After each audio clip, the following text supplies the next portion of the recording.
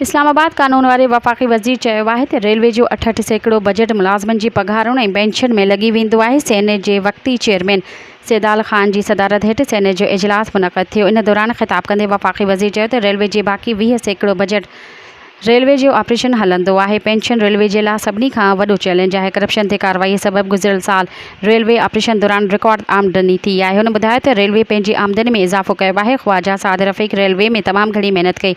गुज़िरियल साल जी निस्बत 2022-23 में रेलवे आमदनी में 251% इज़ाफ़ो कयो। वफ़ाक़ी वज़ीर चयो त परवेज़ मुशर्रफ जे दौर में रॉयल पाम समेत रेलवे जी क़ीमती इराज़ी जी ग़लति डील कई वई।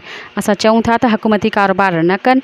ब्रिटिश रेलवेज़ पंहिंजो 90% कारोबार प्राइवेटाइज़ कयो आहे। रेलवे जा ख़र्च घटि थियण ते कमु थी रहियो आहे। रेलवे क़ौमी इदारो आहे। ट्रेन ग़रीबनि जी सवारी आहे। असां सभिनी खे उन खे बहितर बनाइणो आहे। मज़ीद ख़बरनि ऐं तफ़सीलात लाइ विज़िट कयो असांजी वेबसाइट www.awamiNewsHD.com ऐं ॾिसंदा रहो अवामी न्यूज़ HD।